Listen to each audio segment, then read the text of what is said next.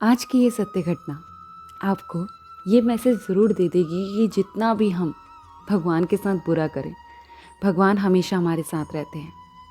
आज की ये सत्य घटना पूजा जी की है, जो दिल्ली की रहने वाली हैं। पूजा जी बताती हैं कि उनकी शादी एक मध्यम वर्गीय परिवार में हुई, लेकिन उनकी सास उन सासों में से थी जो सासें बुरे व्यवहार के लिए बहुत ज़्यादा प्रचलित होती हैं हिंदू समाज में। वो कहती हैं कि वही हिंदू समाज की कहानी, मेरी शादी हुई और शादी के 4 साल के अंतर्गत मेरी 2 बेटियां हो गई, कोई बेटा नहीं। वो बहुत ज़्यादा दुखी रहती थी और इस बार तीसरी उम्मीद जगी थी। वो ये सोच रही थी कि इस बार अगर बेटा नहीं हुआ तो क्या होगा। उनकी सास ने उनसे कहा कि अगर इस बार बेटा नहीं हुआ तो अपना रास्ता नाप लेना। पति भी उनसे बहुत ज़्यादा गुस्सा रहा करते थे। कहते अगर इस बार बेटी हुई तो तुम अपनी बेटियों को लेके यहाँ से चली जाना। और उनकी सास कहती कि मैं अपने बेटे की दूसरी शादी करा लूँगी, लेकिन तुम्हारे साथ नहीं रहूँगी। सास उन्हें बात बात पर ताने सुनाती, हर बात पे खरी खोटी, और इसी वजह से उनके पति का बर्ताव भी दिन प्रतिदिन बुरा होता जा रहा था। वो अपनी किस्मत को बहुत कोसती और कहती कि ऐसा कोई मंदिर ही नहीं था जहाँ पर मैंने ये मन्नत न मांगी हो कि मेरा बेटा हो जाए, लेकिन शायद भगवान और किस्मत दोनों मुझसे रूठ चुकी थी। कहती हैं कि एक बार उनकी मौसी जी ने उन्हें बताया कि तुम इतना परेशान रहती हो, मैंने कहीं सुना है और देखा भी कि लड्डू गोपाल का श्री विग्रह घर में रखने से, उनकी पूजा पाठ करने से जैसा चाहो वैसा हो जाता है। पूजा जी कहती हैं इतने जंतर तंत्र कर लिए थे, मैंने सोचा एक और सही। लड्डू गोपाल के श्री विग्रह को मैं नॉर्मल लाई, लेकिन धीरे धीरे उससे प्रेम हो गया। मैं लड्डू गोपाल की पूजा करती, अर्चना करती, मगर मेरी सास को ये बिल्कुल पसंद ना आता। वो कहती पहले अपना देख ले, अपनी हालत तो ऐसी है, कोई बेटा तो हमें दे नहीं सकती, ऊपर से पता नहीं ये मूर्ति के साथ क्या दिन भर लगी रहती है।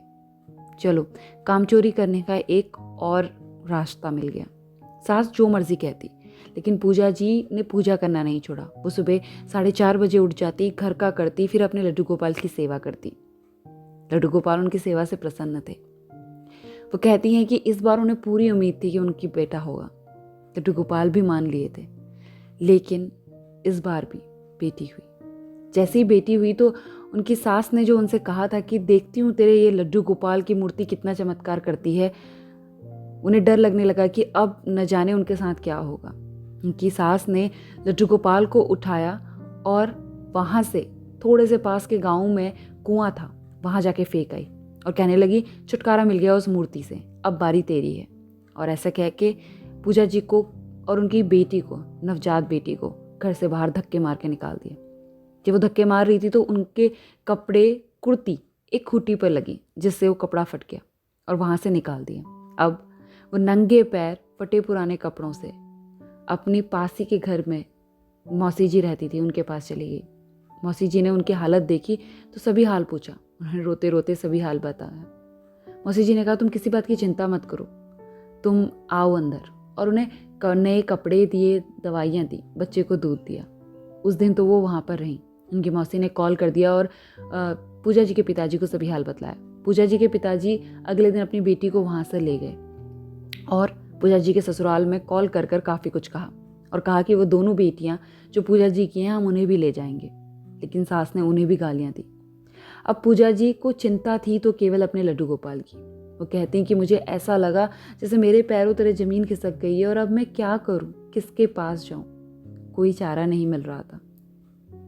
तभी उन्हें एक दिन दोपहर में 1 बजे के करीब ऐसा सपना आया जैसे कि उनके घर के पास में जो पीपल का पेड़ है वहाँ पर एक लड़का बैठा है जिसके पास लड्डू गोपाल है। वो उठी और आओ देखा ना ताओ सीधा भाग कर गई, खेत के पास में पीपल के पेड़ के नीचे जाके बैठ गई, लेकिन कोई संकेत नहीं था जैसा सपना देखा था।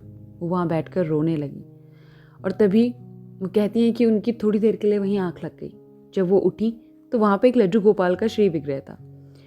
उन्होंने अपनी आंखों को मसला कि ये कोई चमत्कार तो नहीं है, लेकिन चमत्कार नहीं था। उन्होंने लड्डू गोपाल के श्री विग्रह को अपने हाथ में उठाया, पहले तो उनसे क्षमा मांगी और फिर एक सच्चे भक्त की तरह उनसे शिकायत करी कि भगवान मैंने आपकी पूजा अर्चना की, अपनी तरफ से पूरी कोशिश की, एक लड़का ही मांगा था मैंने इस झूठे समाज के लिए, आपने वो भी ना दिया, मैं बेघर हो गई हूँ, अब मेरा क्या होगा। लेकिन वो कहती हैं कि लड्डू गोपाल, मानो कि लड्डू गोपाल के ही श्री विग्रह से आवाज़ें आ रही थी उनके मन में कि तू किसी बात की चिंता मत कर, तू बस मेरी सेवा में लगी रहे और सब मुझ पे छोड़ दे। पूजा जी ने कहा, कोई आसरा तो नहीं था भगवान पर विश्वास करने के अलावा। मैंने भगवान की पूजा अर्चना उसी दिल से की। 1 हफ्ते बाद अचानक से कुछ ऐसा बीता जिसकी मैंने कल्पना भी नहीं की थी। वो कहती हैं कि मेरे पति हमारे घर आए और मुझसे क्षमा मांगी, मुझसे कहा कि मुझे माफ़ कर दो। मैं न जाने बेटे के प्यार में कितना अंधा हो गया कि तुम्हारे द्वारा की गई सेवा और प्रेम को देख ही नहीं पाया। तुम घर चलो। और पूजा जी ने कहा ठीक है। पूजा जी अपनी बेटी को लेके घर चले गए। तो वहाँ उन्हें मालूम हुआ कि उनकी सास को कैंसर है। सास कुछ ही दिनों की मेहमान है। उन्होंने अपनी सास की सेवा की जितना कर सकती थी, लेकिन सास 1 महीने के अंदर ही दुनिया को अलविदा कह गई। अब उनके पति का बर्ताव बिल्कुल ही बदल चुका था। पूजा जी कहती हैं, मैं ये नहीं कहती कि उनके कर्मों का फल था, लेकिन ऊपर वाला सब देख रहा है। अब उनके पति उनसे उस तरह से बर्ताव न करते जैसे पहले अपनी माँ के दबाव में किया करते थे।